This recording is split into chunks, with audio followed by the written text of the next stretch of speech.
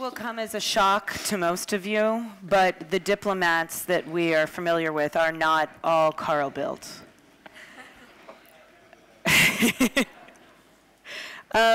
I go to work every day with a whole host of diplomats, some of the most digitally engaged that we've seen. The State Department certainly has embraced social media as a tool.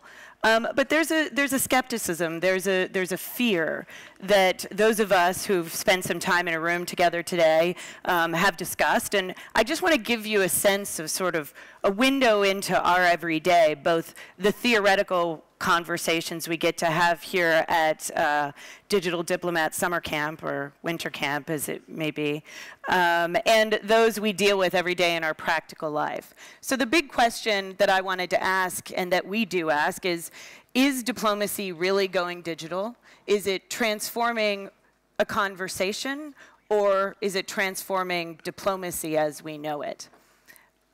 As I mentioned, the conversations I tend to have every day with diplomats go something along the lines of, I know we have these social media accounts, I know I'm supposed to use it, but is it really making a difference? Can I make a difference? Will I make a mistake? And I have some sensitivity to these conversations. After all, the crowd we're dealing with is much more New York Times than they are Reddit. That's the space they're comfortable in. The social media they see around them every day is really their kids on their cell phones. Everyone they know speaks in hashtags. In the airport lounges that they're visiting, on the cover of magazines, they are told in a traditional magazine that there's a whole conversation out there that they're missing. This is an uncomfortable place for a diplomat, but uncharted territory is as well. So we ask these big questions. Is it a tool? Is it something transformational? But at the end of the day, we have to dive in. So I wanted to just basically share a story about how we do that and how we've made those decisions in our building. And as I'm talking to my colleagues, realize they do as well. And that's what's really informing the solutions that we've been commissioned to come together and produce tomorrow. So I'll take you back to August of this past year and the tragic events that we witnessed in Syria. Obviously, the President of the United States and his national security team jumped into action. There was a need for us to bear witness as a global community to what we were witnessing and what we were seeing. And clearly, very clearly, we saw the need for one thing, and that was a Google Plus Hangout, clearly. In those moments, those of us, and I just want to explain to you what we meant by that. We saw speeches. We were told, we saw images coming at us, very disturbing images. We heard our national leaders making impassioned speeches. We were showing things and having conversations within ourselves in a very personal way about what we were seeing. But we also needed to engage. We needed to inform, we needed to educate, and we needed to give people a chance to ask those questions of us. So, like I said, there was a group of us that said, well, clearly, let's turn to a technology we've used before to use that, to do that, and have a Google Plus Hangout. So we asked three people actually, to join us and Secretary Kerry in a conversation. We asked Nick Kristof from the New York Times, Laura Satrakian, who runs a website called Syria Deeply and is herself a journalist, as well as a teacher who is affiliated with the U.S. Holocaust Museum that specializes in how we talk to these topics about these topics with our children.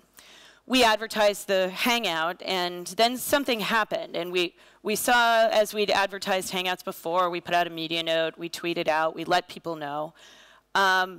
We started getting RSVPs at an astounding rate.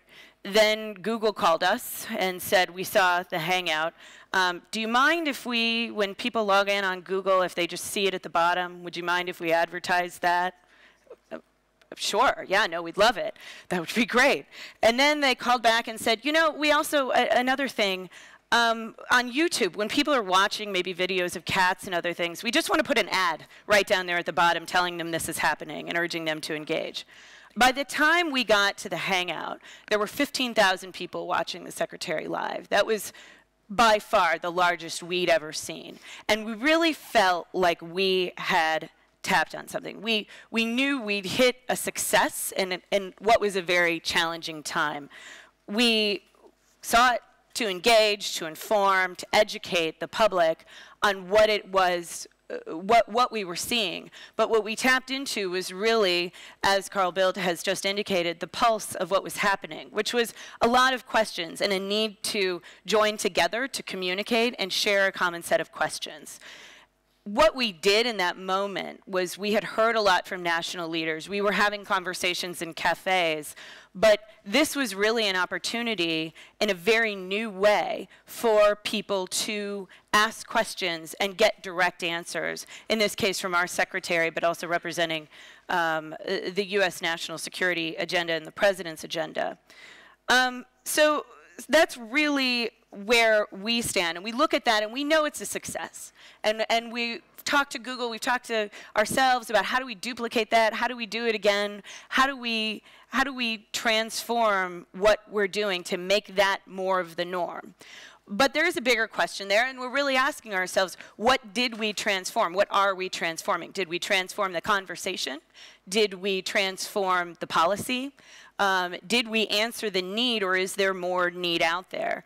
But when we have these conversations inside, those of us who do what we're talking about here today, we tend to be the ones that say, well, sometimes you just have to dive in. Sometimes you just can't be prepared and we have to see what happens.